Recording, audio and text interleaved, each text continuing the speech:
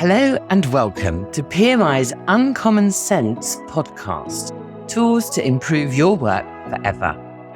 I'm Susanna Clark, Managing Partner with PMI, the performance improvement consulting and training firm.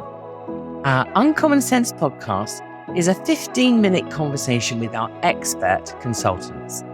They talk a lot of common sense, although much of it is not common practice. And that's what this podcast is all about. We want you to be inspired to improve your business through learning more about the tools which can help you succeed and grow. Hello and welcome to PMI's podcast, Uncommon Sense, Tools to Improve Your Work Forever. I'm Susanna Clark, and today I'm joined in the studio by Sean Buckland. Sean, can I ask you to introduce yourself, please?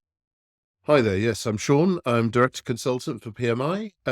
Originally studied my black belt and green belt back in the mid-2000s. Prior to that, I worked as an organizational change psychologist and did an awful lot of research into different ways of getting organizations and systems to work better together. I put all these different skills together to help organizations to fundamentally transform the way they manage to deliver value. So the heart of my role is either through training other people to do the same thing or by helping organizations directly is about making sure that from the initial customer request through to the money back in the bank or the budget's balanced at the end of the year, that the best use of resources and the best outcomes for all. That's fundamentally my job. And I don't think there's any better out there for me personally. I agree. Thank you.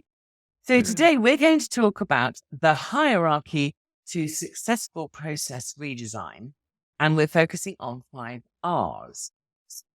Can I ask you to give me an introduction to the 5 R's first? Indeed. So some of you may already be familiar with the 5 R's, but some of you may not be. So let me just first of all summarize what they are. But I'm sure most of you will have heard of 5S. This is a very similar concept. So 5 R's is the method that we use for making sure that when we do a process redesign, we're making the best of the opportunity. Okay. So it is a structured hierarchy of choices that you can make to improve what you can, and then when you can't improve it directly, still make improvements anyway. I'm not making this, I make myself very clear. Ultimately, this is a checklist to help you make sure you make the best possible decision and don't accidentally fall off the wagon and spend money that you didn't need to, or fail to make an improvement that you could have. So I like it because it becomes a safety rails for a process redesign that also allows a team to work together and really challenge themselves to come up with the best possible solutions. Okay. And so can you just, for anyone who's not familiar with the 5 R's, just tell us what the 5 R's are? And obviously there's an order, just like 5S, as you said, there is indeed, in order to achieve what you described. So our number one is, can we actually remove that process step in the first place? If you have identified a step as being waste, your obvious best choice is to remove it if you possibly can. Now, that may require you to go and do some root cause analysis, more of that anon first, before you can remove it. You can't just strip it out, maybe, but that's always the best. And I'll go into this in more detail in a moment. Our number 2 is, can we reduce the effort? If we can't remove it, can we reduce the effort it takes to do the work? Reduce the time as well. Number 3, replace it. If we can't remove or reduce, can we replace it with something that works it better, faster, stronger, more reliably, whatever? Failing that, can we reorder the work? Strangely, even though the same amount of work officially needs to be done, sometimes changing the order in which the work is done can transform the overall end-to-end time. So reorder can often help us with reducing, for example, transport waste, motion waste. It's particularly good for those two. And then the final option is the redeploy option. And redeploy essentially means move the work to somewhere else in order to take the pressure off the process at the point where it's currently being done. So that's normally a point of last resort that's used only at bottlenecks, or especially at bottlenecks, because even after doing the other four, if your bottleneck still can't meet the rate of demand for the customer, then you do need to do something else to fix it. And redeploy could be redeploying the work to another spare capacity elsewhere in the business, or worst case scenario, hiring more staff, redeploying to new people. And that's where the need more capacity.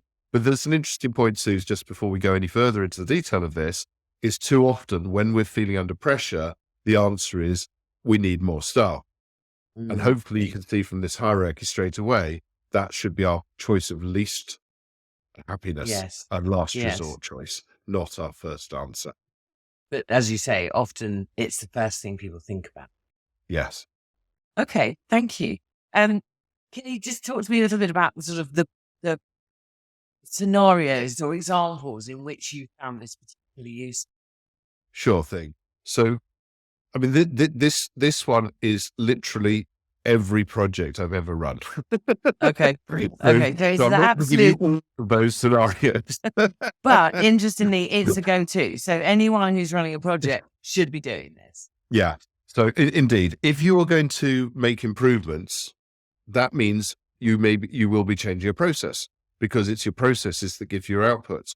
Now, the processes may be the core processes in terms of the main value stream. They might be enabling processes like maintenance processes, or they could be the management process that's managing the information.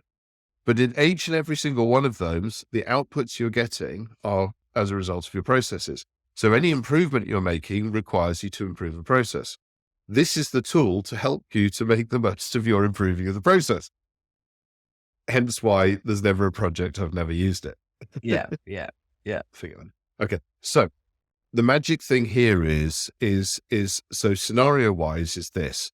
Let's go back to, I don't know, the 90s when business process reengineering was a big thing.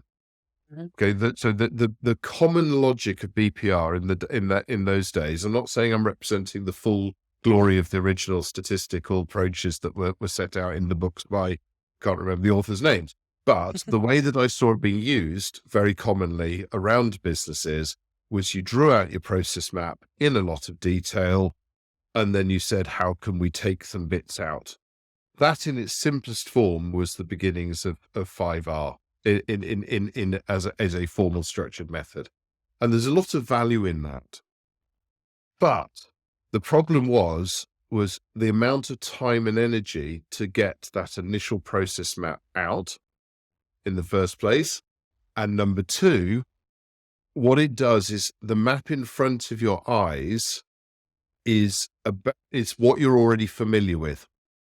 And so what people tended to do, or certainly my observation of those people, was they tended to keep looking for justifications as to why something should stay in. Because they already do it every day, they probably come up with some rationale about why it's important. And what I like about the 5Rs tool is you start with a simple question. Is this step doing anything at all genuinely transformational for the business, in terms of delivering the output? Is it doing something value adding for the customer? If it's some kind of approval, if it's some kind of check process, if it's some kind of moving things around the yard, if it's some kind of putting something right, then the answer is no, it's all driven by some form of waste.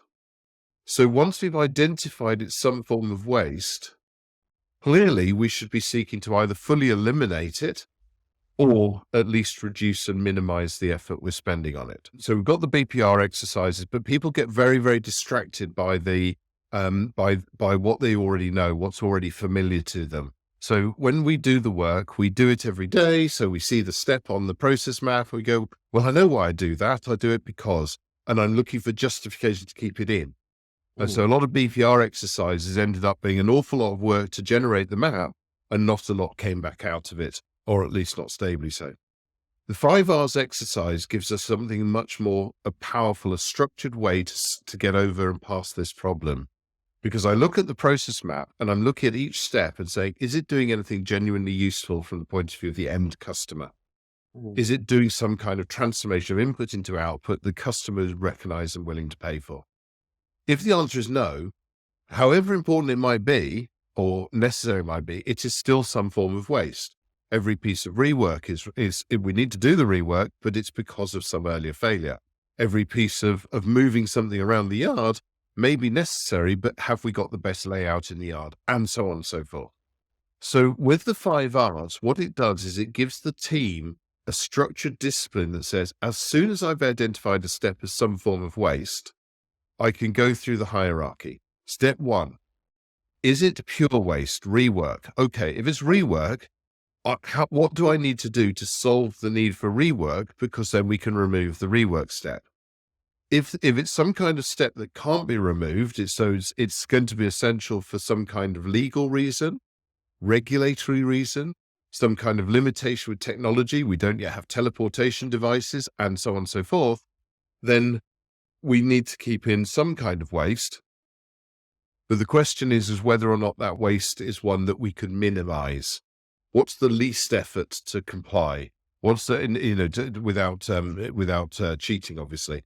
What is the safest place to work within so we minimize the risk of injury, and so on and so forth. So all of these different questions that we need to ask ourselves, we can go step by step and say, if I can't remove it, then how could I reduce it? And the brain responds really well to being given specific questions. It's very good at coming up with solutions, but only if you give it the right questions. So by the hierarchy of how could I remove it, what would I need to do in order to be able to remove this step, is a really specific and useful question. Not better, it's a much better question than why do I currently do it? Okay, yeah. Yeah. So why do I currently do it encourages me to keep it, whereas what would I need to do to be able to remove it encourages me to remove the issue in the first place. Mm-hmm. And if I can't find an answer to that, I move to the next stage. Okay, if I can't remove it, what can I do to reduce the risk of it happening? What can I do to reduce the effort required when it happens or when I have to do it? And so on. That we might be reducing the amount of sign-offs, the approvals, the distances traveled, all of these kinds of things, and so on. And then we go on to the third one. If I can't remove it and I've reduced it as far as I can, am I now able to meet the rate of customer demand? And if the answer is no, how can I replace that step with something that does things better, faster, cheaper, whatever it might be? Now, this one is one we need to be very, very careful of, because replace is, like we were talking earlier about the redeploy to new staff, new hires. This is the second most common, or even sometimes the most common thing. How do we automate it? Because, of course, we all know that we can automate an awful lot of good stuff, and tools just continue to get better and better on that front. But the point to avoid here is we never want to automate waste, because why would you pay a tech firm to lock in waste into your processes? Yeah. Why would you do that? And also, technology is pretty bad at handling waste. So because of the variation, the problems associated with waste. So although the replace is often better machinery, better robots, better software, all of those good things, we should first remove and reduce, because otherwise you're paying extra just to lock the waste into your system.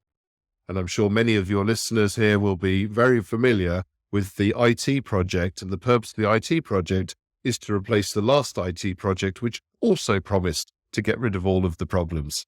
Yeah. And what was the purpose of that project? To replace the previous IT that promised to get rid of all of the problems. The purpose of business is not to keep upgrading their IT. The purpose of the business is to deliver value, to remove waste, and then only replace with automation once it's working without waste, or the waste as minimum as possible. And then you may find you don't need to do that automation because it's already fast enough. Yeah. If none of those have worked, then we need to think about, can we do the work in a different order? Now, a fairly obvious example for this is if we're building a house, before we put the plaster up, we want to run in things like the electrical cables, plumbing, all of those kind of things. We know that. But we bring in the electrician to do what's called the first fix, and they run all the cables behind the walls. Then the plasterer comes up, puts in the plasterboards, plasters the walls, and then we do second fix, which is all the faceplates. It's fairly obvious if we tried to make it most efficient for the electrician, we'd either have to dig everything out of the walls after the plastering or smash through the walls to redo the cabling. Neither makes sense. So it makes sense to reorder the electrician's work. Even though it's less efficient for the electrician, it's far lower cost for the overall system. And that's the thing about the reordering. Sometimes it can be a simple thing like, even just feeding my cat. Do I go to the fridge first on the way to the cat bowls, or do I start washing up the cat bowls, go, oh, I forgot the food, go back to the fridge, and then come back in again? The order we do things can make a huge difference to the amount of transport waste, motion waste, and underproduction that we can get. The reordering. Imagine approval. Sorry. I was just thinking. I should imagine approvals could also approvals. Yeah, because what we're doing is maximizing the transportation. Now, is that approval doing anything useful? And the simple answer is it could be. But if the answer is always yes, then the answer is no. If the answer is always no, then the answer's no. So never been always no.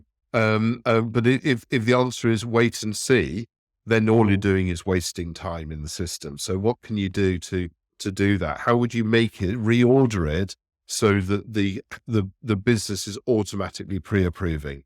So a quick example of this from a project I was running, there was a lot of delays in work, huge delays, and it was building up a bigger and bigger backlog. And eventually the customers who were expecting service within 2 days, by the time we got started, they were receiving service within 6 weeks. Ah, okay. And the problem was each job was having to go for approval if it was over a certain threshold of money. Yes. So we reordered things in a very interesting way. What we did is we built a forecast of how many jobs and how much they should cost. And then we built that forecast. And the end of each week, what we would do is for each type of job, we'd check whether it was within the expected tolerances. And if it was not, then the total amount at risk was very, very small because it was just one type of job and so forth. And what we found out was each week there may be a few exceptions, and our surveyor time was spent investigating those exceptions, not checking every single job. So we still had, within 1 week, total control of anything going out of control, whereas the previous process, they were doing a quarterly review of the budget. We were doing a weekly review of the budget, but we reordered it so that the process control happened after the job, but with a very, very tight focus on the detail. And what that allowed us to do was then move the threshold for approvals from literally a few tens of pounds up to, literally, I think it was something like £30,000. So the work was pre-authorized. And as a result of that, the work started flowing, or we're back into delivering service same day or next day. And actually, ironically, that year, the budget, they came in well under budget because of that weekly attention to exceptions meant that people knew there was no point overcharging on a job because they knew that it was going to be flagged up. Whereas in the past, it was just hidden in the big quarterly numbers and was never going to get found out. So ironically, we achieved a better job by giving people permission to act and then just having the right control systems after instead of before. Yeah. And that's an example. And anybody who's familiar with the SMED exercises, you'll know exactly what we're talking about, because SMED is a reordering. One of the key tools in SMED is, can I do stuff outside of the critical path? It's a reorder strategy, amongst other things. And then finally, we get to redeploy.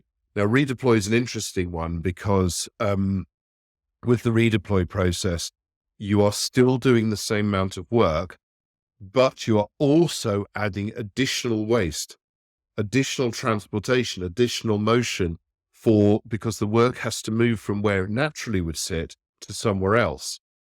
Think about the effort it takes to train up a new member of staff and get them up to speed. Think about the fact that, yes, that the room next door might have some spare time, but you have to take the work next door. They have to come and collect it. So the thing about the reorder one is costs go up. So we should only use the the redeploy option. My mistake. Yeah. We should only use the redeploy option bottlenecks because it drives up the cost. So you would only do it to take pressure off the bottleneck if all the others have failed. And then just a practical pro tip on this one is I tend to use the replace option, number 3, after I've used the other 4 first. And the reason for that, even though it sits third in the hierarchy, is because it's going to take some capital expenditure or some sort of software development time. It's going to slow everything down.